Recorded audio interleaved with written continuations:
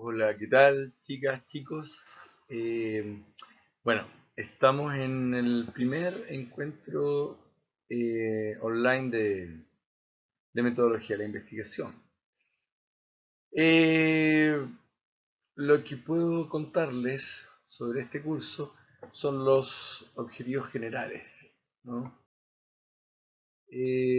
Bueno, conocer y comprender y aplicar procesos metodológicos en problemas psicosociales del Ecuador. Originalmente la cátedra tenía, aún no sé si lo podremos hacer, un componente práctico que es que ustedes eligen un objeto de investigación en grupo y luego lo van desarrollando a través del semestre o del EMI. Este, y el examen final siempre había sido el presentar la investigación. En este caso, como estamos con un problema de pandemia, es muy difícil hacer la recogida de datos en terreno. Entonces, debido a eso, eh, hay una solución que es hacer investigaciones en el ciberespacio, con grupos, por ejemplo, de personas que ustedes pueden observar, rastrear, eh, analizar, etnografiar a través del ciberespacio sin contacto físico y pueden ser grupos. Por ejemplo, el semestre pasado hubo un equipo que trabajó un caso muy interesante, un estudio de tipo etnográfico en metodologías, que fue una investigación con chicas con problemas de trastornos de de trastornos alimentarios, disculpe. Eran chicas que tenían grupos de Facebook y WhatsApp en redes sociales y que provenían de México, de Centroamérica y algunas de América del Sur, las chicas investigadas. Y y las investigadoras ingresaron a los grupos como una observación participante, en donde anotaban las formas comunicacionales, las representaciones imaginarias, las representaciones sociales, los discursos, las iconografías que se traspasaban entre las chicas. Bueno, ese es un pequeño ejercicio y un pequeño ejemplo de que sí se puede hacer, ¿ya? Ahora, por eso que hablábamos en esta presentación de que se aplican formatos cuantitativos y cualitativos de problemáticas psicosociales, ¿no? Y se presentan los resultados. Ahora, entramos a la unidad uno, parte uno, ¿sí?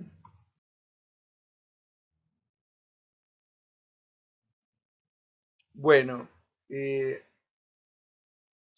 la mayor parte de las veces la teoría del conocimiento comete un fallo fundamental. Toma en consideración casi exclusivamente hechos comunes de la vida cotidiana o de la física clásica como los únicos seguros y dignos de la investigación. De esta forma se produce ya desde el comienzo de la investigación, desde que ustedes parten, una evaluación ingenua que tiene como consecuencia la superficialización de los resultados. La superficialización de los resultados implica además que hemos perdido la posibilidad de conseguir conocimiento crítico, ¿no? De mecanismos cognitivos y damos por sentado el hecho, por ejemplo, de que la persona normal tiene, no sé, pues, dos ojos. La normalidad se instala como una manera hegemónica de ver el mundo y que a nadie le llama la atención. De hecho, tenemos que entender que los datos dignos de confianza y seguros, como por ejemplo, aparentemente estoy diciendo, como por ejemplo la matematización de la realidad, siempre tiene un sesgo que es el por qué vas a medir lo que vas a medir, por qué vas a medir desde el punto de vista y por qué vas a interpretar los datos, por matemáticos que sean, desde la mirada que lo estás haciendo. Entonces quedan muchas cosas que están antes del punto inicial de partida, digamos, que pareciera ser que nos da la, entre comillas, objetividad del mundo, ¿no? El mundo es bastante más subjetivo de lo que ustedes pueden creer y el mundo es bastante más irracional. Inclusive es más, la escuela de Frankfurt, con Theodor Adorno, con Marcuse, Habermas, eh, bueno, Fromm y tantos otros, dieron origen a una sospecha sobre el mundo moderno. Esta racionalidad, voy a redundar, tan racional, y voy a poner las comillas, eh, ha cometido dos guerras mundiales, eh, ha cometido asesinatos masivos, etnocidios, ha lanzado dos veces una bomba atómica sobre Hiroshima y Nagasaki, ha generado métodos administrativos de la sociedad conocidos como dictaduras que han asesinado a una cantidad enorme de seres humanos, ha generado esta racionalidad moderna, la modernidad racional, también una cantidad enorme de daño al planeta, ¿sí? Y si bien alguna persona podría argumentar que esta racionalidad nos ha llevado a lugares nunca antes pensados en cuanto a tecnología, nos ha llevado a la par a una brecha en la calidad de vida, en la hambruna, ¿no? Y en la exclusión social inigualables con ninguna otra época. Esa racionalidad que aparentemente el mundo de la psicología académica, el mundo de la psicología universitaria en prácticamente todo Occidente, eh, utiliza como panacea la racionalidad, como una gran panacea de modelo de conducta al cual hay que llegar. Bueno, pues esta racionalidad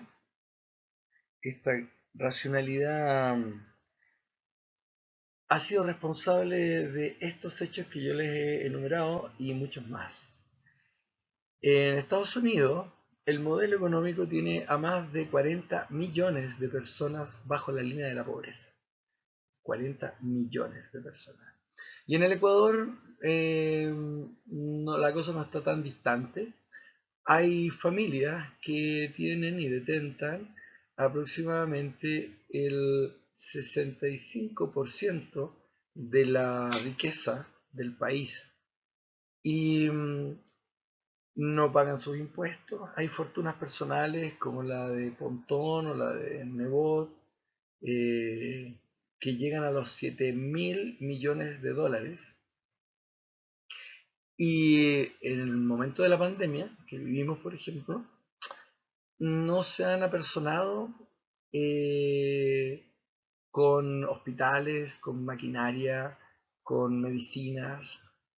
Esta racionalidad es muy individualista, pero esa es la racionalidad que en las universidades muchas veces, o antiguamente, porque hoy en día en muchas universidades, fundamentalmente en el mundo germano, ya han descartado la idea de que la racionalidad es tan benéfica, tiene consecuencias y tiene males, y tiene muchos males como los que estoy enunciando. Se ha establecido que esta racionalidad, ¿no? Debe ser la que impere hegemónicamente como único paradigma. Pero tengo que señalarles que desde mi punto de vista y desde el punto de vista de esta cátedra, el paradigma positivista no es el único que puede hacer ciencia, porque también existen otras miradas como las subjetivas, las construcciones de mundo. Cuando ustedes tienen un paciente, o una paciente, eh, o si están basados en el paradigma más humanista, una cliente, ¿no? O una dialogante desde el punto de vista más analítico. Ustedes lo que buscan no es establecer numéricamente sus patologías, sino que más bien establecer cómo se construyen esos mundos interiores psíquicos y cómo interpretarlos. ¿Okay?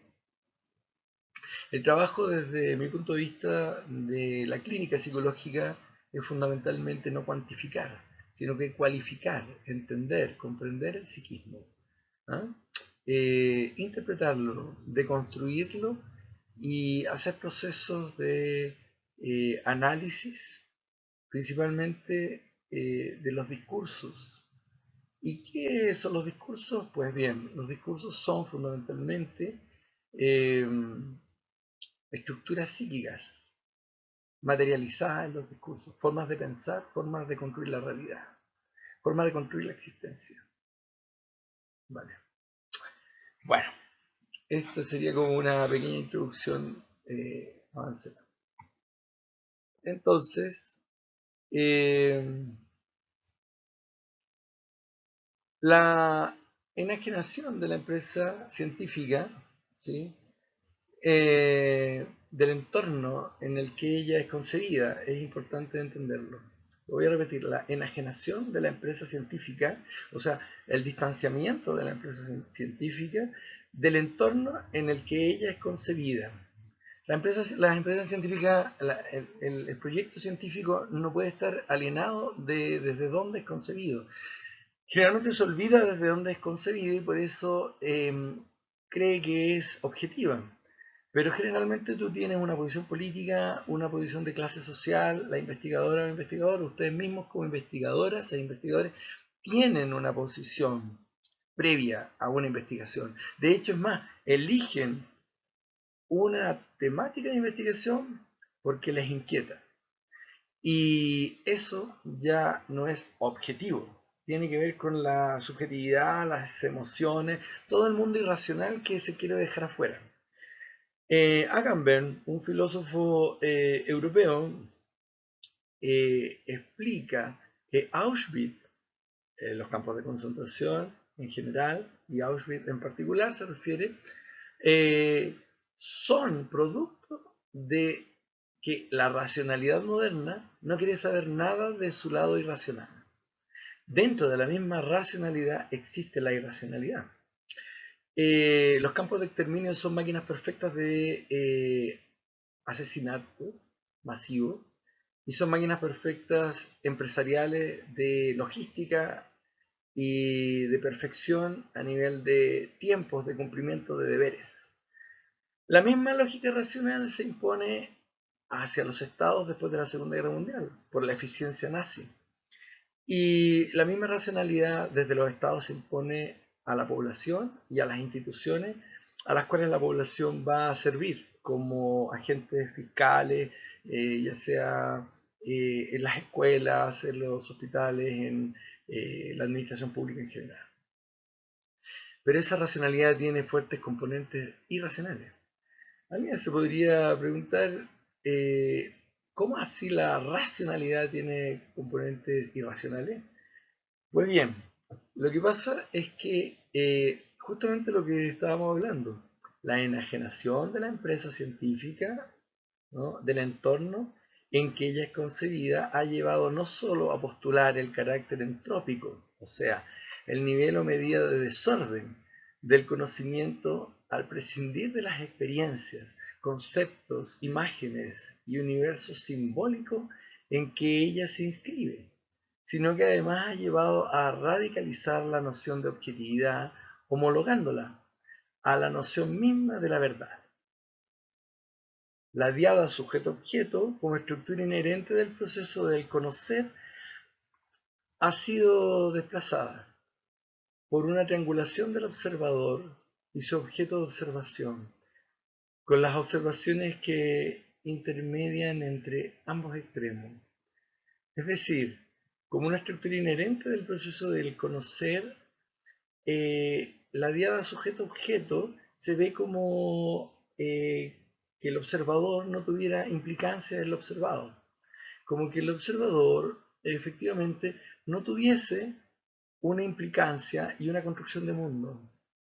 El observador está completamente implicado en lo que observa.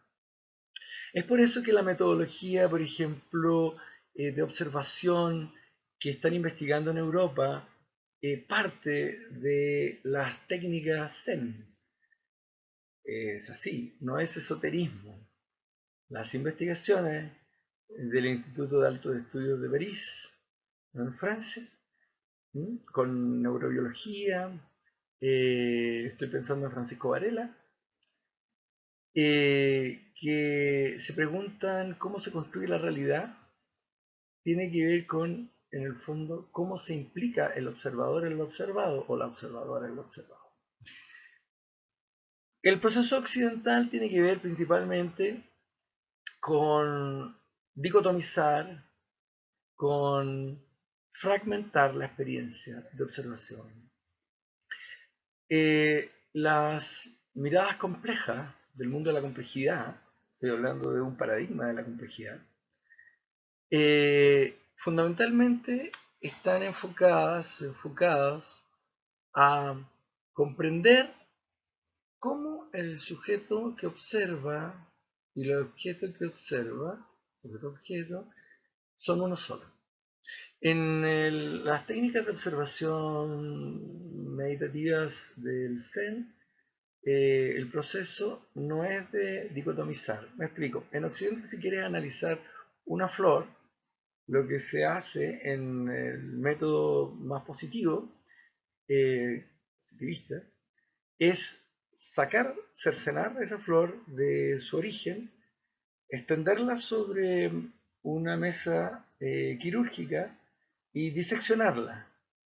Pero la pregunta que no se hicieron las racionalidades positivas es, ¿esa flor que está sobre la camilla es o sigue siendo la misma flor que estabas observando?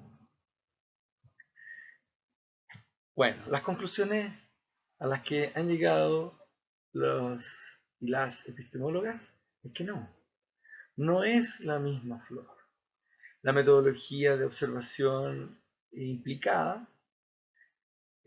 consiste en no diseccionar la flor, ni en tallo, ni en pistilo, ¿no? Sino que observarla en su proceso, tal cual como se nos presenta, y entender que nosotros como observadores, nosotras como observadores, estamos implicados en esa observación. Un día puedes estar observando desde una perspectiva más hacia la izquierda, hacia la derecha, hacia atrás en relación a la perspectiva anterior. Quizás a otra hora, y quizás inclusive a la misma hora y a la misma perspectiva, pero con un clima distinto al día anterior. Era un gran sol el que cubría al observador y al objeto, y al día siguiente una gran tormenta. ¿Vale? Con esto quiero decirles y tratar de abrirles un poco o proponerles abrir la mente a entender que los procesos de investigación son en movimiento. Cuando yo hago una encuesta, me tengo que preguntar, la encuesta, ¿de dónde sale? ¿De dónde saco yo los números, ¿no? Y las preguntas que hago a la persona encuestada? ¿Salieron las preguntas de la cabeza de un experto o experta en su oficina? Si fuese el caso, estaría muy mal hecha la encuesta. Una encuesta, un cuestionario, tiene que partir primero desde la escucha activa de las personas a las cuales se les va a preguntar. Eso significa que la interacción va primero que lo numérico, o sea, lo cualitativo va primero que lo numérico. Si ustedes quieren ir a un sector poblacional o quieren ir a una familia disfuncional aparentemente, mal haría yo con construir elaboraciones de cuestionario desde mi expertise, por más magíster o PhD que sea, si primero no he tenido contacto con el grupo humano.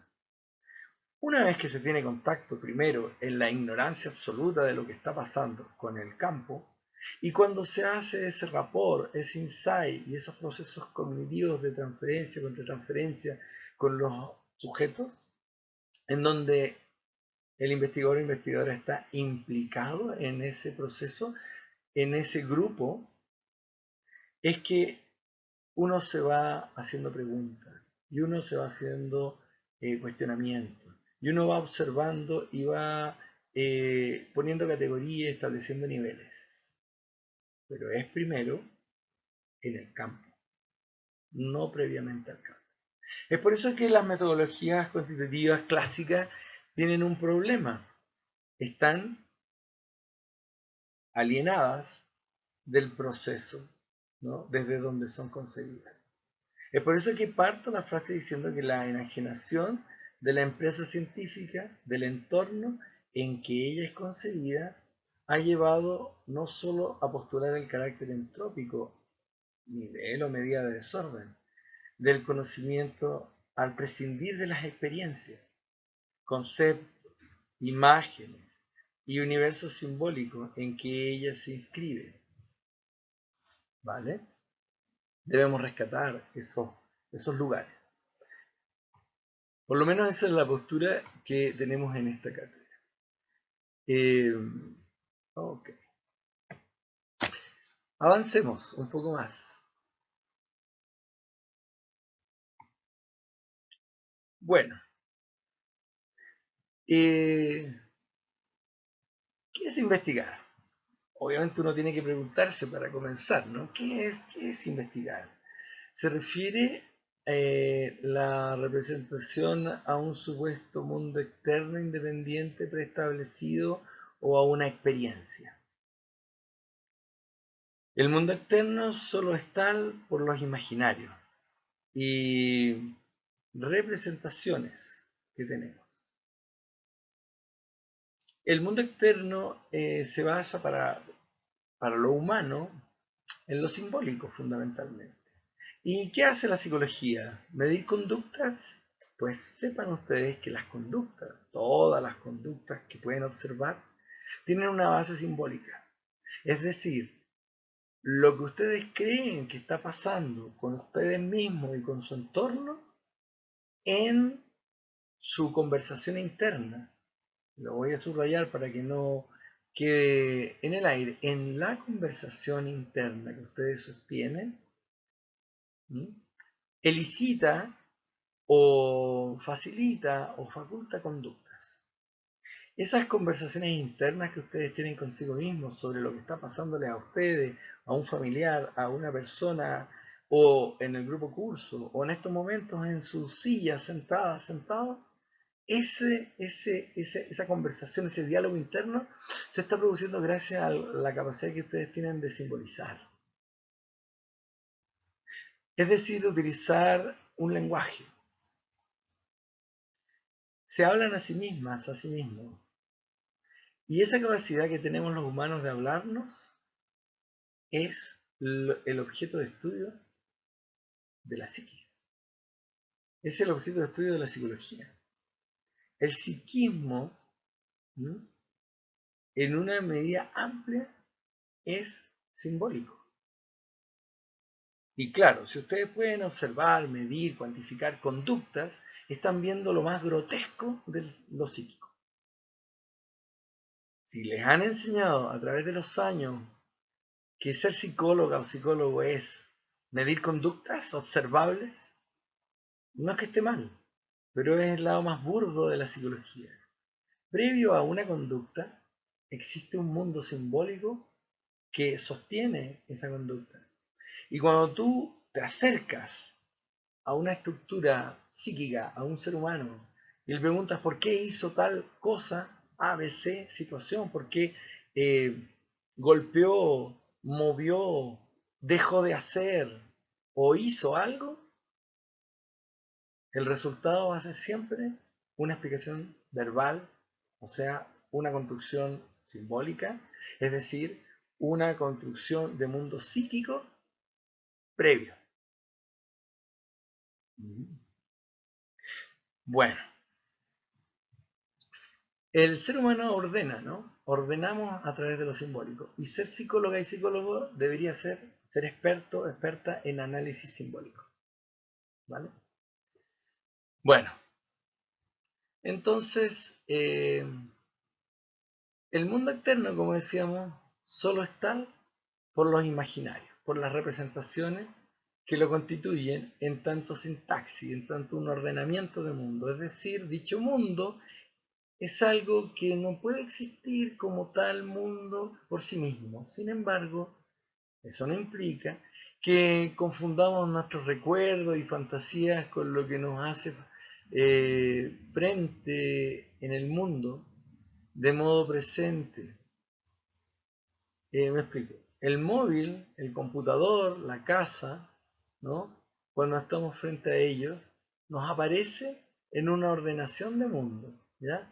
Las presencias presentes son lo que llamamos lo real. Pero lo real no es un mundo a menos que esté articulado por una construcción previa, ¿no? Imaginaria dentro de nuestro psiquismo, es decir, por la presencia también de lo ausente. Dicho de otro modo, a ver, lo que estamos afirmando es que lo real no tiene una fisonomía ni puede constituir algo, una cosa, un objeto, ni menos un mundo por sí mismo, solamente por sí mismo. Siempre tiene que haber algo de lo que se pierde, de la ausencia, ¿no?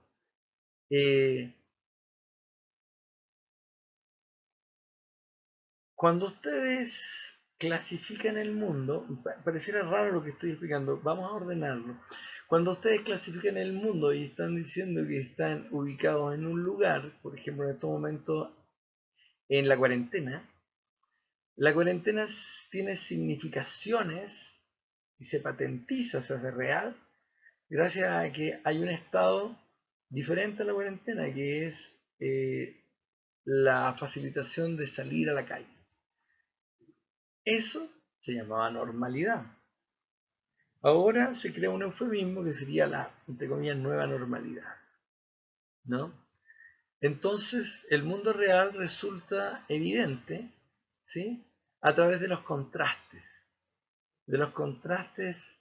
de lo que se hacía con lo que ahora se hace. Vivimos en un mundo en donde la única forma de clasificar las cosas es por lo que existe y por la ausencia de lo que deja de existir. La vida con la muerte, la noche con el día, lo masculino con lo femenino, ¿no? Y así una serie de clasificaciones. Los seres humanos clasificamos el mundo, ¿no? En estructuras fundamentalmente dialécticas. Eso es un proceso gracias a la evolución humana del psiquismo, en donde inconscientemente oponemos, vivimos en un mundo de oposiciones. ¿Mm? El frío al calor, qué sé yo, el estar y no estar. ¿Mm? Eh, entonces, cuando ustedes hacen un análisis, cuando ustedes tienen que hacer un análisis frente a una paciente, a un grupo familiar, está lo dicho, está lo que dicen estas personas. Y también, gracias a que está lo que dice, también está todo lo que no han dicho. Gracias a lo que no han dicho, lo que sí han dicho, pero es un trabalengua, cobra relevancia. Y el análisis, cuando se es un buen o una buena psicóloga, implica ambas esferas, lo dicho manifiestamente y lo latente. Sigmund Freud fue uno de los primeros en llevar esto que pertenece al campo de la filosofía a la praxis clínica, a lo concreto. Entonces, él hablaba de que existen discursos que son reales, que son concretos, y otros discursos también que no fueron dichos, que son latentes. Mal haría una investigadora o un investigador en el campo de la psiquis humana al no escuchar las ausencias. Voy a poner un ejemplo más concreto. Si una paciente, un paciente dicen, doctor, me sentía muy feliz cuando estaba mi padre. Era maravilloso. Y se pone a hablar del papá, de lo maravilloso con el papá, tan feliz. ¿Qué nos está diciendo? Bueno, nos está diciendo, obviamente, el discurso manifiesto que era feliz con el padre. Pero nos está diciendo también que quizá ya no lo es, porque hay una ausencia. Ya no está el padre. Y la reminiscencia de la paciente nos está diciendo en todo caso, en una evasiva psíquica, ahora recordando la felicidad, que ya no tiene.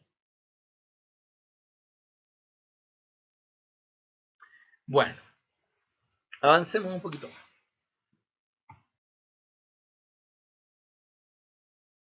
Entonces, ¿qué es investigar? Para Hernández, la investigación es un conjunto de procesos sistemáticos, críticos y de tipo empírico, o sea, en la práctica.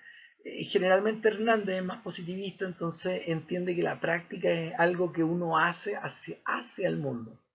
Pero desde el paradigma que yo planteo, lo empírico tiene que ver con involucrarnos. Nosotros somos el mundo. Entonces, Hernández dice que esto es el conjunto de procesos sistemáticos que estoy diciendo, aplica al estudio de los fenómenos y de los problemas. Sí se nota que entonces es una mirada desde un lugar hacia el objeto. Para Jesús Ibáñez, lo que el investigador recupera mediante la técnica no es aquí, por tanto, un dato. Según Ibáñez, no viene dado un dato, porque no existe un mundo externo. Estamos implicados en el mundo. No hay una allá afuera de nuestro cuerpo. Somos el mundo. Entonces hay que reproducirlo. Estamos en la investigación, que viene del latín testigo, seguir la huella que deja la presa en el camino. Testigo viene de vestigio, ¿no? Investigar viene de vestigio. Lo investigable es lo que puede ser rastreado, ¿ya? Y explicado. Pero el seguimiento del rastro no es una mera recolección como lo piensa quizás Hernández. Hernández, ¿no? Si lo conocen, Sampieri. En la mirada positivista se piensa que tú vas a recolectar y a recolectar objetos. Pues bien, en esta otra mirada es seguir un vestigio, investigar, ¿no? Ser testigo y seguir un rastro, lo rastreado para explicarlo. Pero el seguimiento del rastro no es mera recolección, ¿no? Y la invención de una investigación nos lleva las emociones y nos implica, ¿sí? Entonces, para la mirada de Ibáñez y el construccionismo, eh, más bien la metáfora del investigador, de seguir el vestigio, no es la de un recolector, sino la de un cazador, ¿sí? El cazador que está implicado en esa búsqueda, ¿vale? Ya.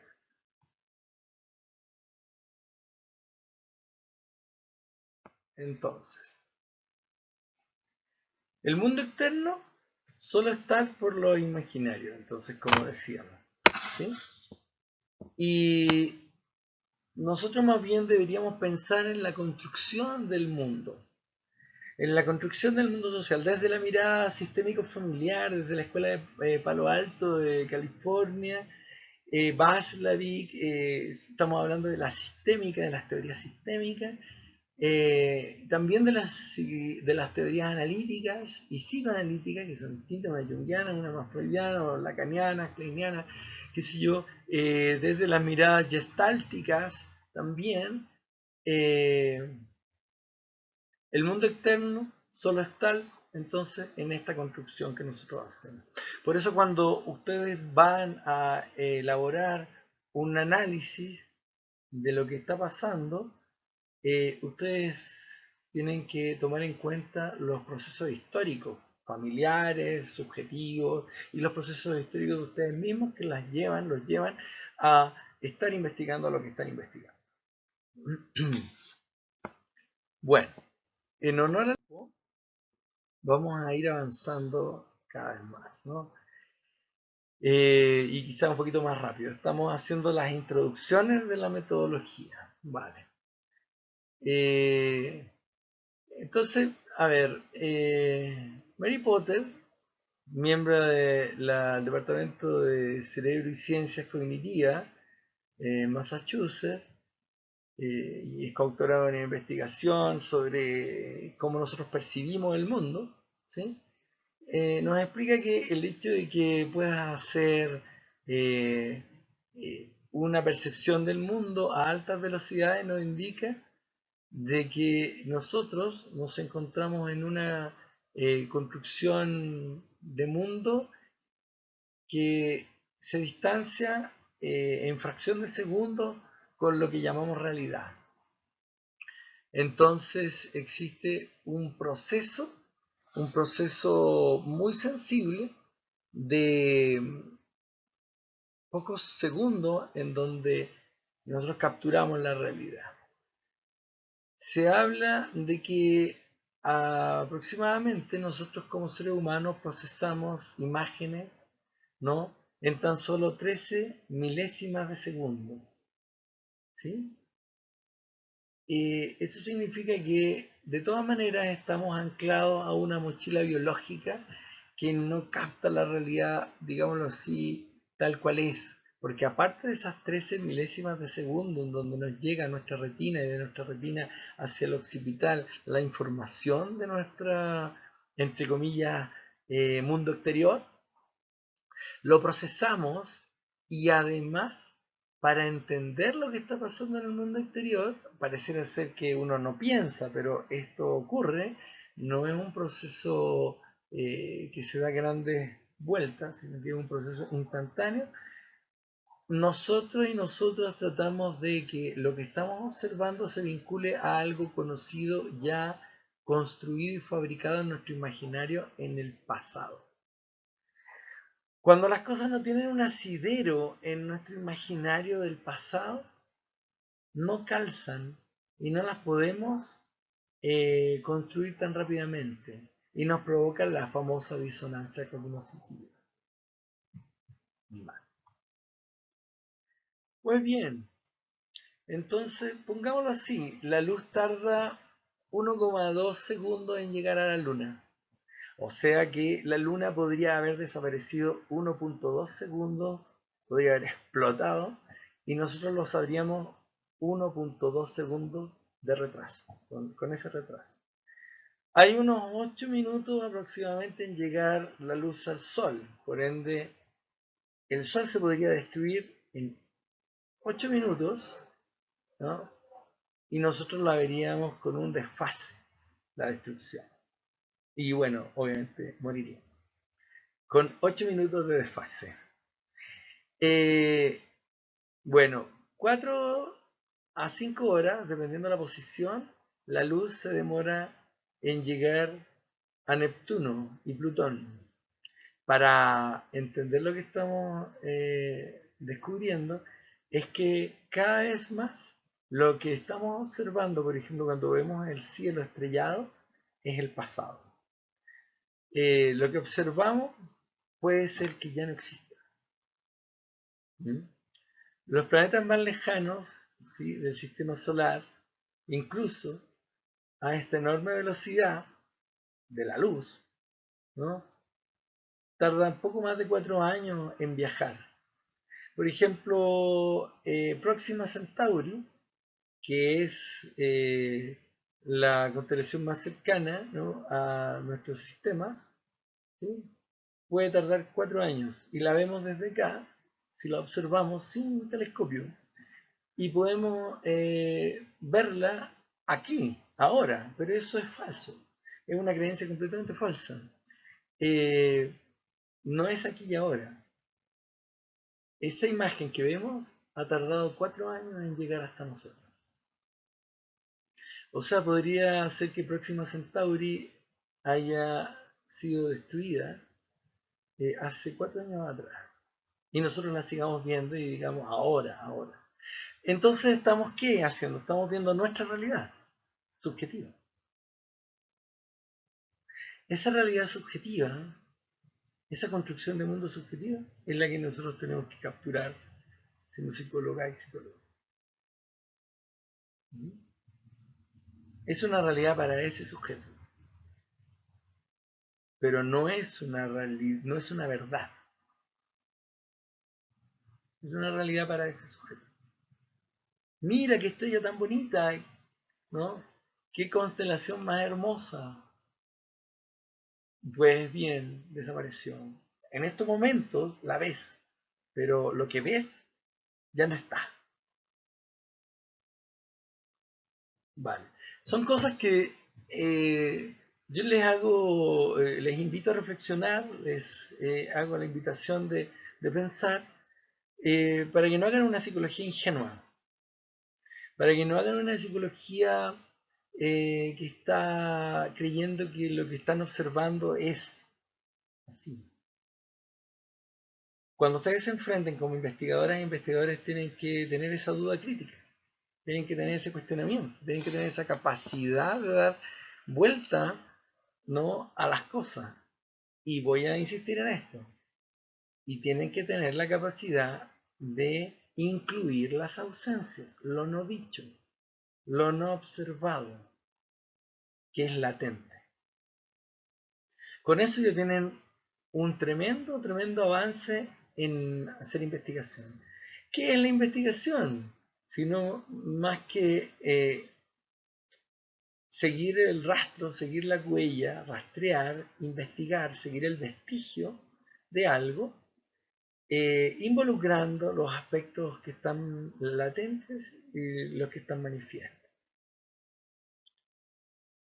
Cualquier escuela teórica que ustedes sigan, si tienen incluido estos previos, estas previas, estas plataformas de investigación, tienen un gran campo ganado.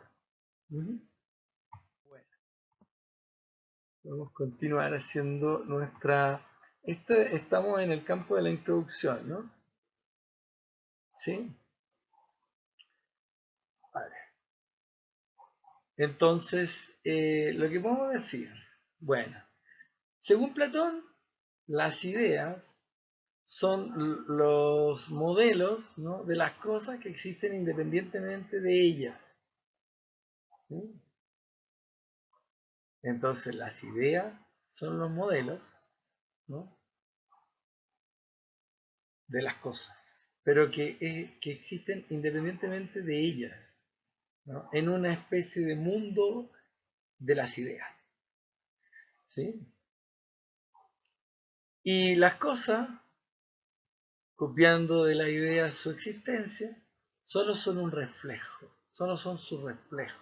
Las cosas son un reflejo de las ideas, ¿no? Las cosas para Platón serían, las cosas del mundo, las cosas que vemos, serían sombras, copias imperfectas de lo que es perfecto y que habita en otro plano, el mundo de las ideas. Uno podría decir que loco esto, ¿no? Pero no es tan loco. Estamos hablando de que hay una construcción, ¿no?, en un mundo, ¿sí?, psíquico, que sería el mundo perfecto. ¿Sí?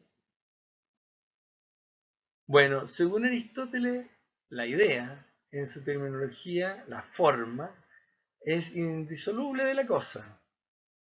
Cada objeto, cada cosa individual, según Aristóteles, se compone de dos principios, la materia y la forma. Así, la estructura de una estatua se hace de bronce, al que se da una cierta forma. La materia solo existe en la abstracción, ¿no? En la realidad se define. Ahí es donde se definen las cosas. Y está eternamente definida por la actividad de las formas que en sí mismas son inmateriales, ¿no? La materia es una posibilidad. La materia es una posibilidad, una capacidad de las cosas, ¿no? La forma es su realidad, ¿cierto? Para Aristóteles. La posibilidad se convierte en una realidad gracias al movimiento, dice Aristóteles, ¿no? Y entonces las formas se materializan, la materia se reviste de forma. Pero para Platón los datos sensoriales eran en el mejor caso una distracción del conocimiento, el cual era la provincia de la razón pura. El conocimiento era la pura idealización de los objetos y esa es la realidad última. Pero para Aristóteles el conocimiento consistía en generalizaciones, pero estas se derivan en primera instancia de información obtenida del mundo exterior. Entonces hay una dicotomía muy fuerte entre ambos investigadores. De ahí surgen dos miradas de hacer investigación. Surgen dos paradigmas que se mantienen disociados, ¿m? Y el catolicismo medieval va a ser muy enfático en querer ensalzar a Platón. Eh, de hecho, lo perfecto, Dios, la totalidad, lo cósmico, viviría y habitaría en el mundo de las ideas. Y la materialidad para el mundo medieval, el oscurantismo, la materialidad sería solo lo burdo, solo lo más tosco. Pero poco a poco el pensamiento aristotélico va a empezar a tomar fuerza en el medioevo.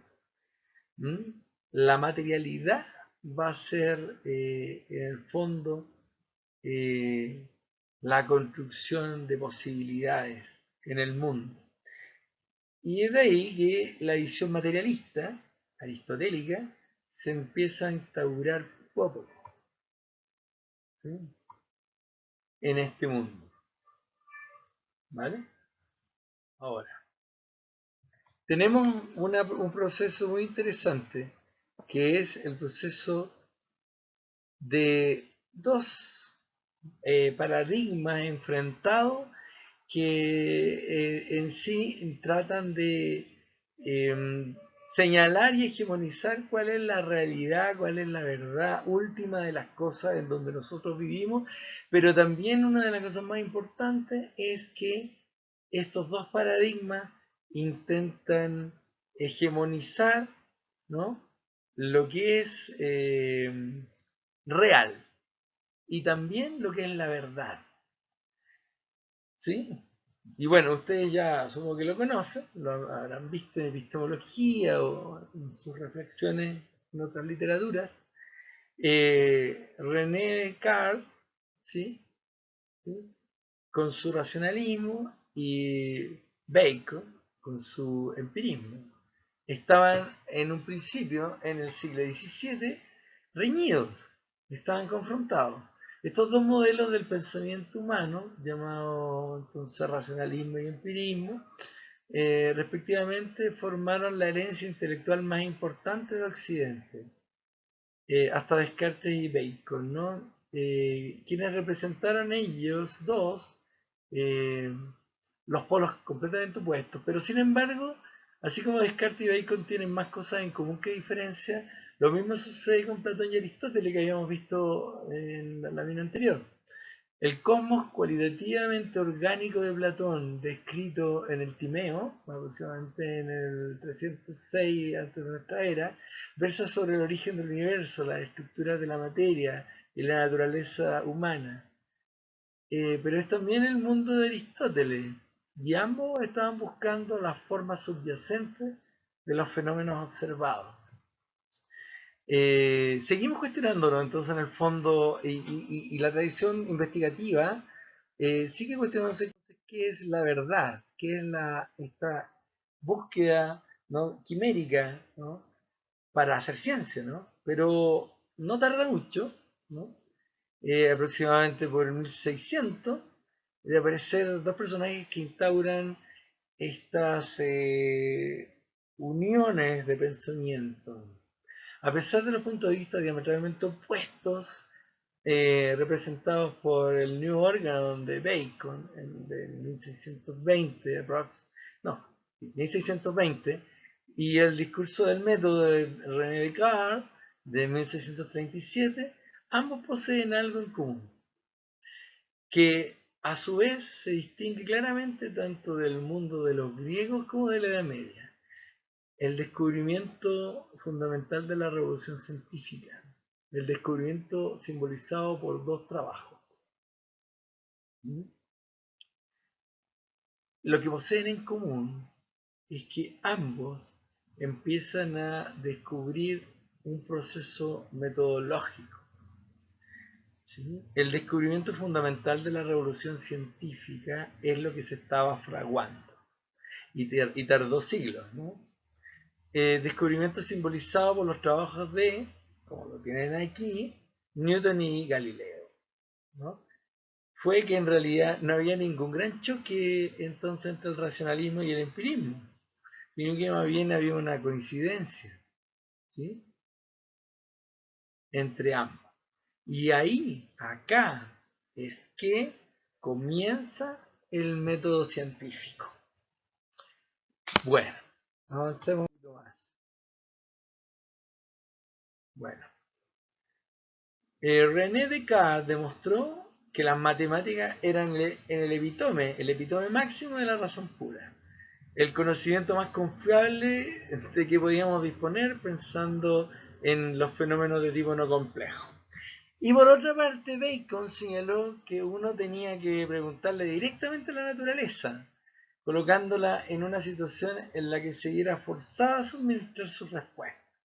Por ende, natura vexata, ¿no?, o sea, en la obra de Bacon, natura vejada o naturaleza violada, ¿no?, nos da la idea de esto de dicotomizar, fragmentar y descomponer los elementos para analizarlos, que, como dije anteriormente, es uno de los primeros pasos del pensamiento positivo, y que hoy en día está en cuestionamiento, si se acuerdan.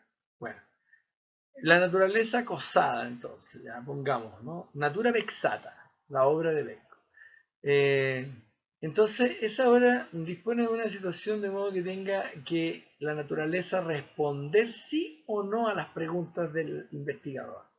El trabajo de Galileo, entonces, ilustra la unión de estas dos herramientas, y esto por eso es tan importante, ¿no? Por ejemplo, el hacer rodar una bola por un plano inclinado y medir la distancia recorrida versus el tiempo, ¿no? Trabajos de Galileo.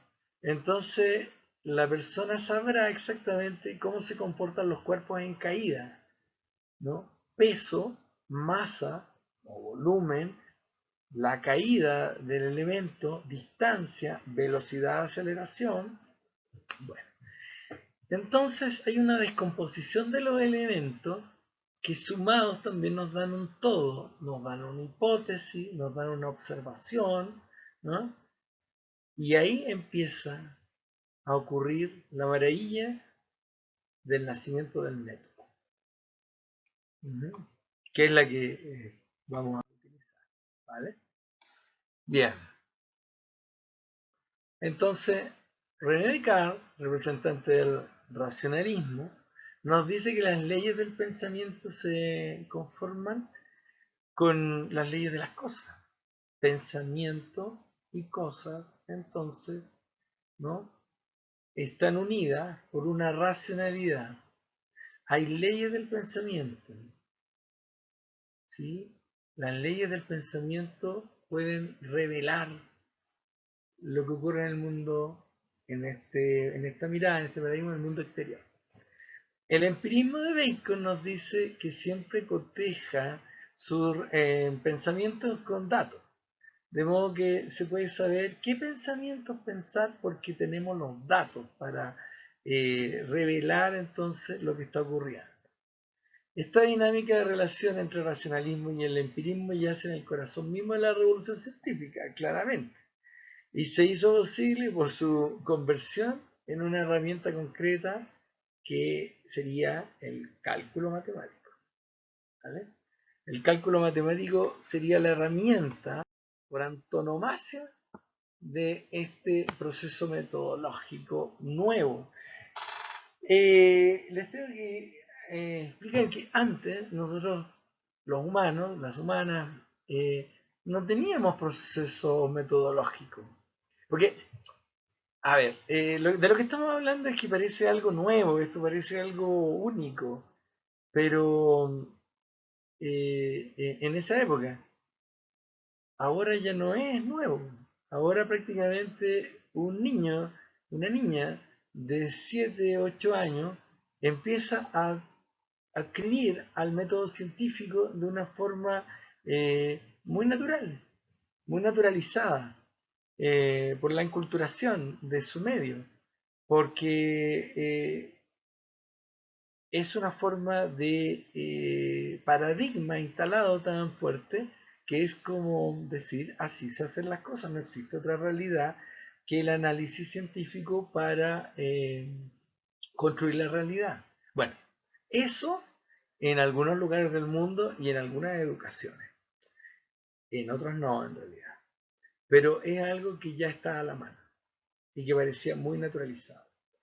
Pues bien, Bacon en 1561-1626, ¿no? Y René Descartes de 1596 a 1650 se entrelazan también de otro modo. Bacon está convencido de que el conocimiento es poder y la verdad es utilidad. Esto es muy interesante porque le agrega una dinámica política a este tema de la metodología. Entonces, si Bacon cree que el conocimiento es poder y la verdad es utilidad, estaríamos hablando de una incidencia en el mundo práctico, ¿cierto? René Descartes considera la certeza como equivalente a la medición, ¿no? Entonces, y él quiere que la ciencia se convierta en una matemática universal. El objetivo de Bacon fue, desde luego, conseguido con los medios de Descartes. ¿Sí lo ven? Las mediciones precisas no solo validan o invalidan las hipótesis, sino que también sirve para la construcción de caminos y puentes, para la construcción de edificios, para la construcción de toda una estructura social que llamamos civilización. Como dice Max Weber, la civilización son todos los elementos materiales de una sociedad, ¿no? Y la cultura serían los elementos espirituales.